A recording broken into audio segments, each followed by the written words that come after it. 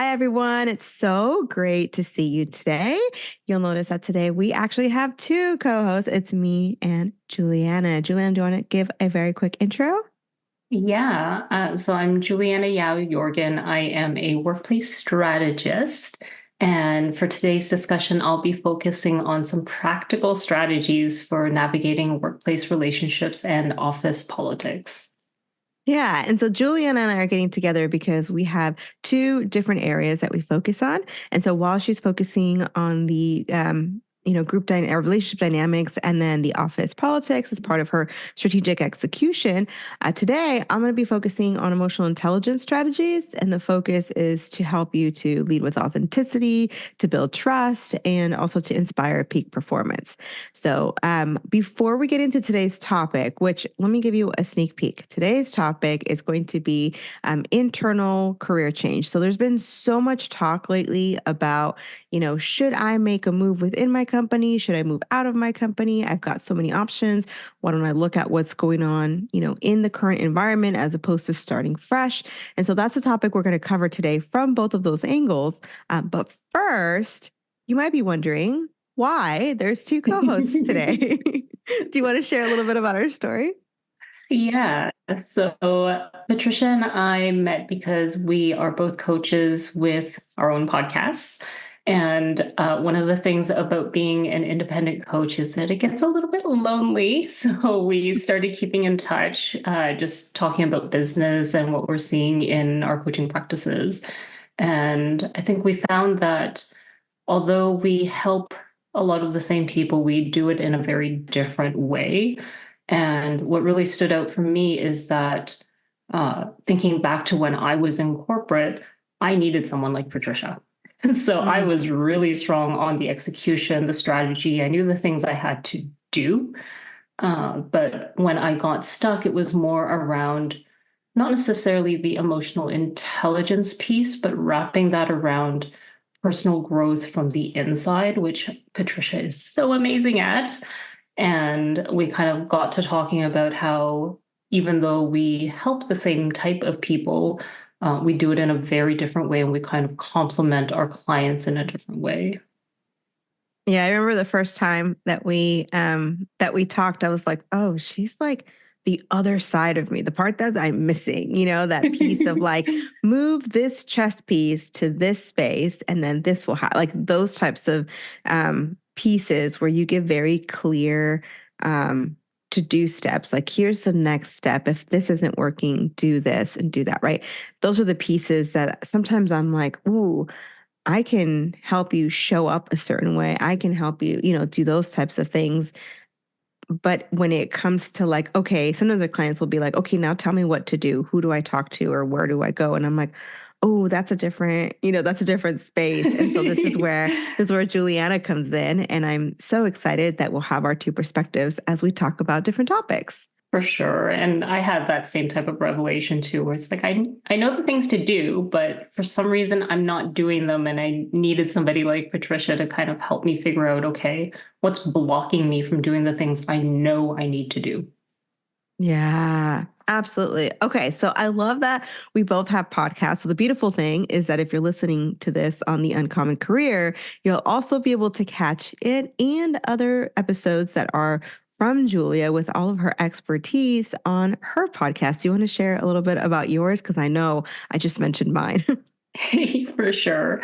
So you may be listening on my podcast, Daring to Succeed. This might be a longer episode than you're used to, but I guarantee you it will be so worth it. Awesome. Okay. So now that we've got this piece, this co-hosted introduction, let's jump into today's topic. Yeah. So, like you said earlier with your sneak peek, we're seeing a lot on both of our client sides that there's a lot of discussion about internal career change, which I think is really, it makes a lot of sense right now because we've just come off of a year of a really, really saturated job market where it's really hard to switch companies, get into a new company. So I don't know, Patricia, if you're seeing the same thing, but people are kind of readjusting their plans to see if they can stay within their company and maybe do something different or finally work towards that promotion that they've been kind of eyeballing for a while. Yeah, absolutely. So I've seen that there's both like in perception and reality, right? There's the reality of yes, there's been a lot of layoffs. The economy isn't in a great space.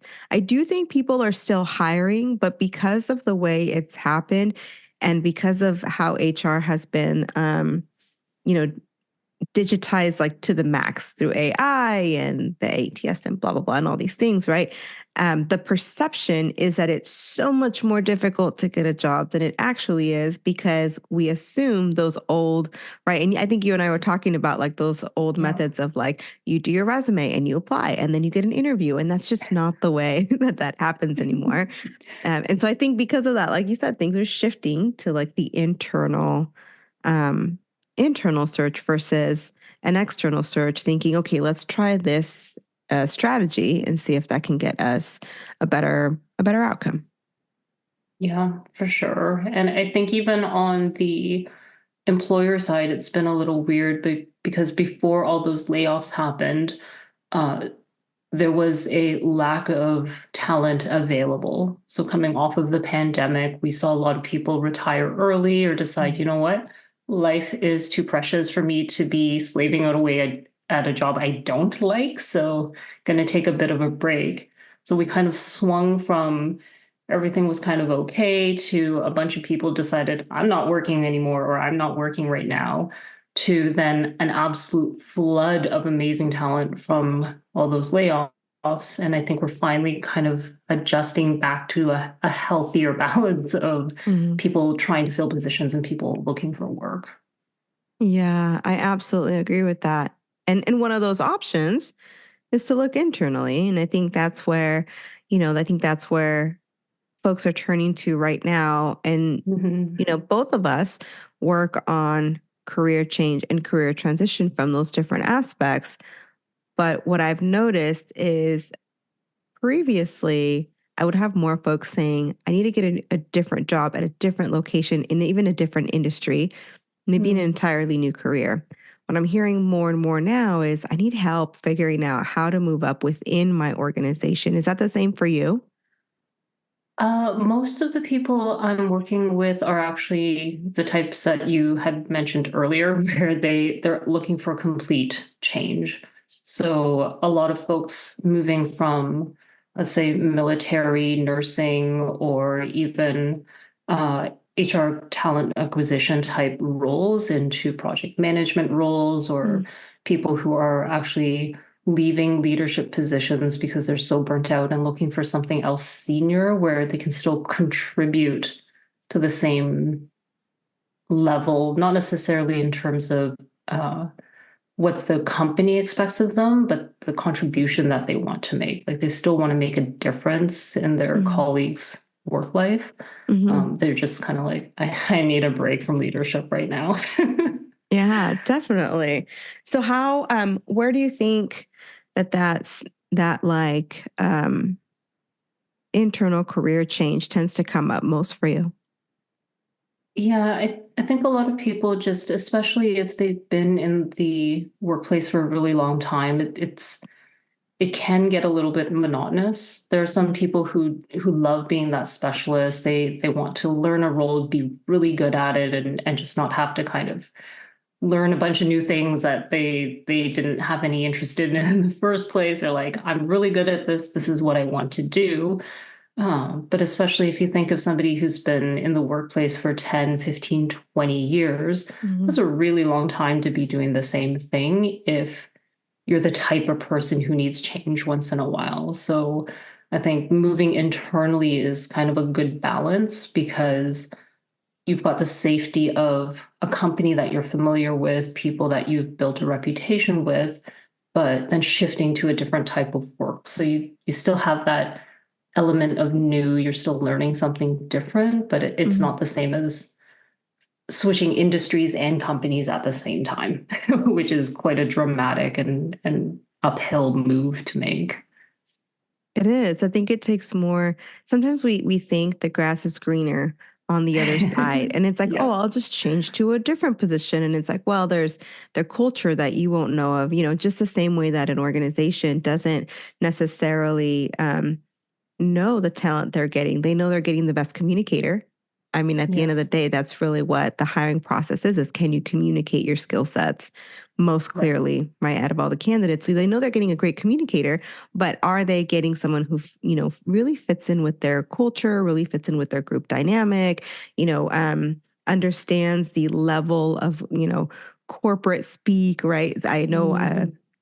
I know some folks go from a smaller organization to a much larger organization. Next thing they realize, they're like, oh, this has a lot more rules to it. Then there's a lot more corporate environment than I expected. And so all of those Yeah. pieces, neither the employer nor the employee can really understand until they're in that situation. But again, when you're in a position, what I've realized is a lot of the folks that I work with, the first thing that we work with is figuring out, why are you interested in this change? And from the Mhm. inside, like reach deep into your gut, right? Like, where is this coming from? Are we running towards something like the excitement of a new role, a new position, a new area you're interested in? Or are we making our decisions based off what we no longer want? In which case, it's kind of like you're running Mm. away from something. But if you're at one point, and if you draw a point on a piece of paper, you can run away from it in an infinite number of directions, right? Yes. And there's really only probably a slice of that paper that represents where you actually want to be. So before we can start moving, we've got to figure out, where do we actually want to be, so that when we are going away from the situation we don't want, we're still going toward the situation that we do want ultimately. Oh, I love that so much. And I can actually picture that little diagram. Right. I'm wondering, what are you finding? Is there any sort of trending, or do you find people are more running to something that they've been wanting for a while? Are they trying to just get out of a situation that's no longer kind of the environment that's good for them? You know what? I feel like there's both. Any one of us can Mm. be in any one of those situations at any point in time, right? So, if you're listening and you're like, well, which camp am I? Here's like a couple of signs, right? Like the first one is, ask yourself, when I think about making a career change, do I feel excitement or do I feel relief? If you feel Mm. excitement, you're probably moving towards something like, oh man, this is really like calling my attention. I'm really excited about it. I think I have an interest in it, right? If you feel relief, that means there's something where you're currently at that you want to get away from, that you just, maybe it's a toxic environment, maybe it's, the stress of, like you said, leadership or that position. In which case it's like, okay, if we're seeking relief, let's put ourselves in a place, let's give ourselves time and space to feel that relief, to get back to we're no longer in a place of flight or in a place of survival, and we are mentally and emotionally in a peaceful and content space. And from that place, then we can say, okay, which direction do we want to go? Does that other hill still look as attractive as it did when I Right. was just seeking asylum, basically? Yeah, I love how you put that, because so many people just talk very generally about, oh, you should always run towards instead of running away. And it's such a general concept that, yeah, of course. But I love how you actually put some practical approaches to figuring out which one you are, and then like how to actually move away from running away and Mhm. more towards running towards. Yeah, there's a I'm constantly, so I have this thing, you're gonna get to know this about me. I have this thing where I'll read a lot of books and then I'll be like, oh, this reminds me of such and such from a book that I don't remember. So that'll be like a theme. But one of the pieces that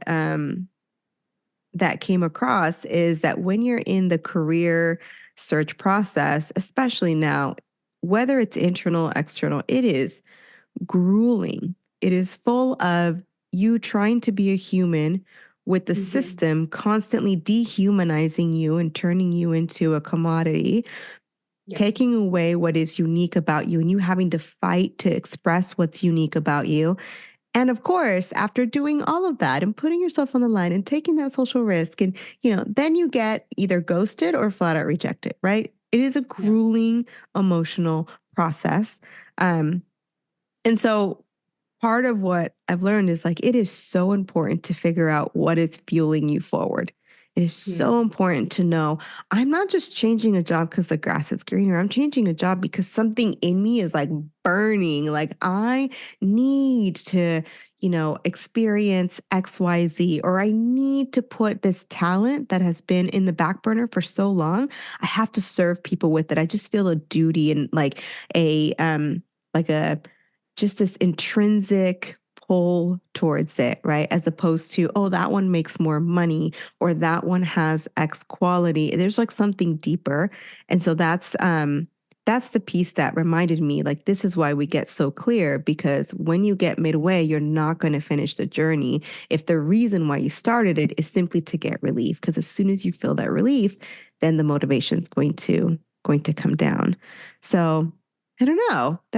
Those are sort of like my thoughts as far as like, okay, if we're going to make a change, internal or external, but I think the reason why we had this conversation come up is partially because even when we think we want external change, we sometimes can do really well remarketing ourselves within the organization, coming up with some stories to show that transferable skill set, having a conversation with HR, with managers, with peers to sort of rebrand yourself and say, okay, these are the skills that I have in the areas I want to move into. How do I get there?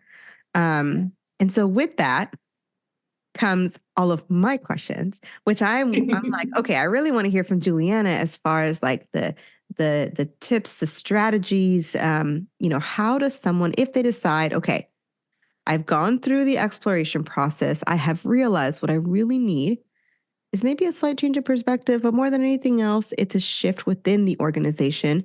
How do we get that started from a practical standpoint? Yeah, absolutely. And before I get into that, I actually want to go back to something you said earlier about that value add that you can give and that real reason for using a skill set that's been on your back burner contributing, because as a hiring manager, I can tell you that makes a huge difference if you can actually articulate why this job, especially when you're making that career transition.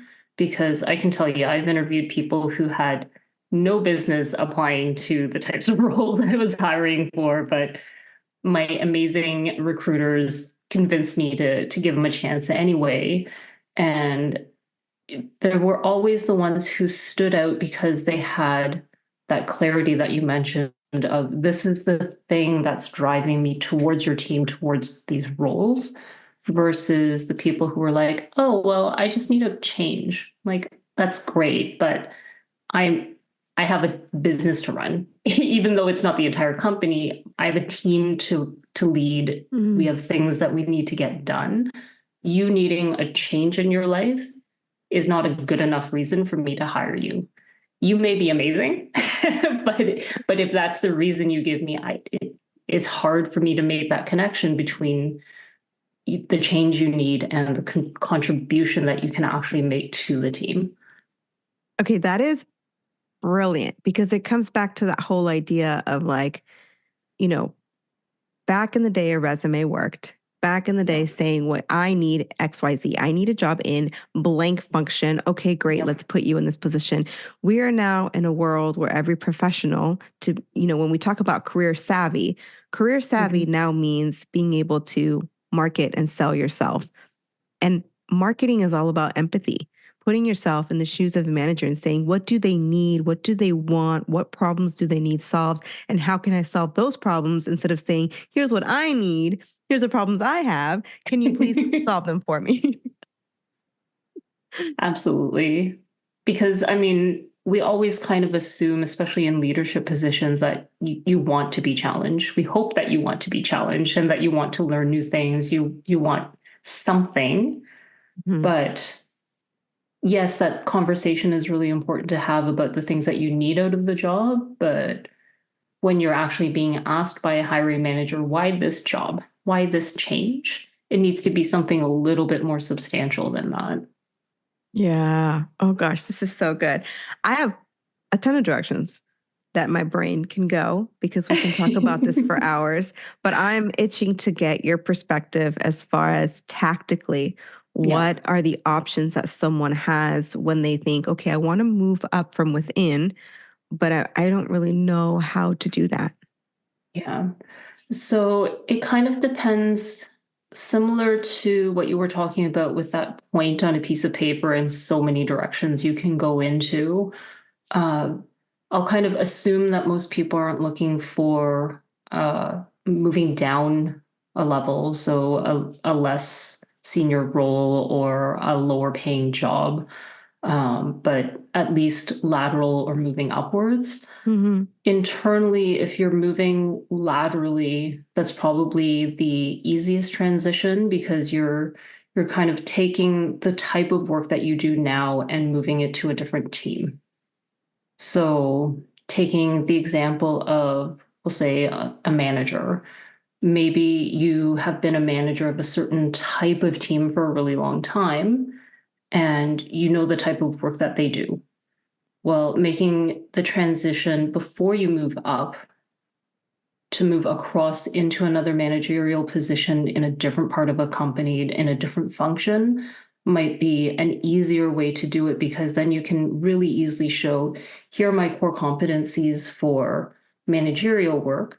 I can learn what this new team does. I already bring these strengths as a manager. Mm. And that can apply to most jobs that aren't specialist type jobs. So let's say marketing, you can move from maybe if you're working at a larger company from one department to another. So you still have that core functionality of I know how to market things, but maybe you're Mm-hmm. going from business to consumer to business to business. It's a shift, but you still get marketing. So it's easier to kind of sell yourself to that hiring manager to say, okay, I bring these strengths, this stuff I can learn. Where it gets a little tricky is when you're moving from very specialized roles.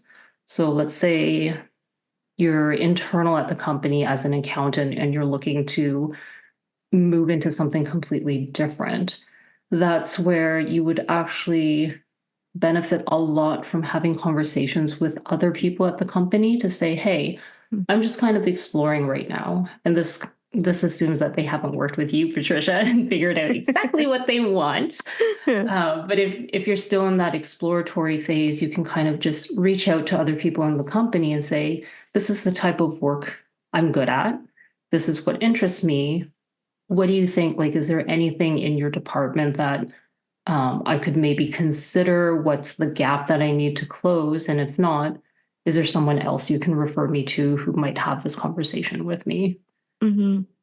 What are your thoughts on, there's the annual reviews and these kind of structural processes, growth plans, development plans. What are your thoughts of like looking strategically at those and finding ways to sort of um, guide the current, if you will? They are an opportunity, but you have to be very surgical about it. Mm-hmm. So, from the perspective of someone who is the manager, those annual, semi annual reviews are, unfortunately for most of us, paperwork.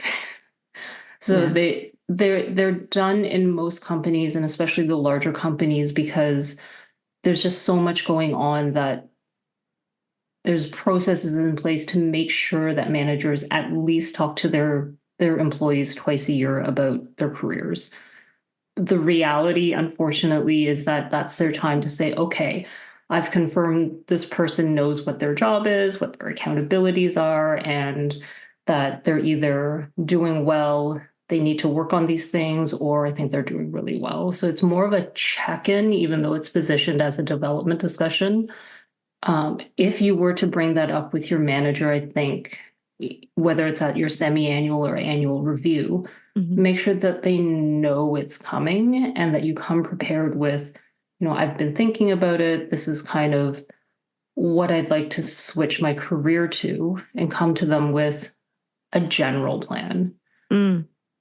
I actually find it's better to have those discussions off cycle because it doesn't catch them up by surprise, and you can kind of work towards your next official checkpoint, right? So let's Mm. say it's every June and December when you have your like your formal official development discussions. I would say maybe 2 months before that, plan to meet with your manager to give them the heads up to say, hey, really love what I'm doing, but thinking about my long-term career planning, this is kind of the direction I'm going, and Mm. start the conversation before the official one, because in the official one, they're just scrambling to meet with every single person who reports to them to Yeah. make sure they meet some deadline of, yes, I've met with everyone and we're all good. Oh, so that's smart. So thinking of it from, okay, the next process, whether it's an evaluation or any meeting that is set up for the purposes of looking at your performance and your future, right? Mhm. So what you're saying is look forward to that moment. Don't start the conversation in that moment. Have Start it conversations leading up to before. it. Drop breadcrumbs, if you will, Exactly. and then start to move in that direction. Now, what, like from there, what else? Like, how is there um, I guess, a process in order to do that? Or is it manager approves, you're in there, right? What does that look like? Yeah, it really depends on a few different factors. So manager approval generally, um, I would say that those breadcrumb conversations, as you've called them, are Mhm. really crucial for gauging your manager's interest and their willingness to help you. Mhm. Because I've unfortunately worked with some people whose managers have not been supportive. There was one lady I worked with who had been in a fairly junior role for most of her career. And although she was senior for that team, the role in the company hierarchy was fairly low. And she's like, but I can do so much more. I'm like, I know. But she came to me because her boss didn't agree. Her boss thought that she was kind Mm. of capped out, and not that she was like after her or thought, oh, she can't do this, but just based on what her boss saw, she's like, I don't think you can move past this point because of my own biases. Thank you. So we actually devised a plan where we figured out what it was that her boss thought she was missing, and Mm. then crafted a way for her to show her boss that she could do the thing that she insisted she couldn't. Mm. Right. So it is unfortunate, but a reality that your boss may just be like, you can't do that job. Um, or it could be that they're simply too busy or they don't have much of an interest. There are some leaders whose focus is more on the numbers, the metrics, delivery than staff development. Mhm. So in those cases, you may have to look to internal mentors or internal advocates to help you get ahead if your boss is kind of like, that sounds great, go for it, but doesn't Yeah. offer any support. Then at least they're kind of like, okay, cool, that's fine. But then you'll have to adjust your strategy to find someone else in the company who can kind of help you through the process who isn't Mhm. your boss. Yeah. And what I hear in what you're sharing is that there's several doors. You Yes. open a door, and if that door doesn't allow you through, you just go to another one, right? Yep. So if the manager doesn't think you have X skill, is find out what that skill is. This is where that empathy comes back in, and looking at when you do have those conversations, having the self-awareness as far as how you're showcasing yourself and what you demonstrate to them that you trust yourself with and what you don't. Because sometimes we may not realize that the way in which we share something makes a manager Mm, think that maybe we're not as confident. If we're not confident, they won't be able to be confident that we can do the job. So there's that self-awareness. And then there's also that awareness of others where you go into that meeting, you don't want to be stressed, you don't want to be anxious, you want to be fully centered and present, because at the same time that you're having this conversation with them, that you're figuring, okay, how am I communicating? Am I communicating confidently in XYZ areas? You're also looking for their nonverbals. Are they cued in?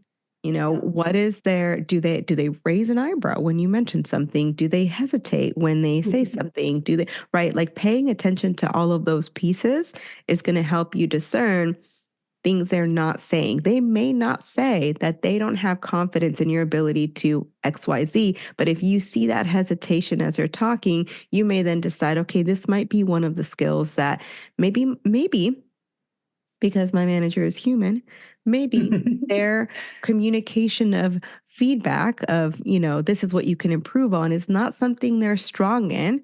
And if Yeah. I know that about my manager, let me read between the lines to figure out what are the hesitations they have, even if they don't say those hesitations.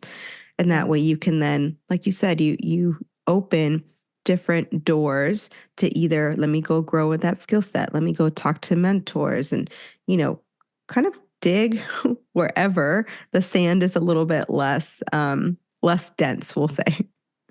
Yeah, that's a really good way to put it. And I think going back to what you said about that internal strength and that internal clarity, again, that's so important to have before you start those conversations. Because if you just go to your current manager, forget the hiring manager for the a job that you're going after, but if you're just going to your current manager and saying, I need a change, I think there's some people who kind of think that your manager is there to figure out your entire career plan, and that's not the case.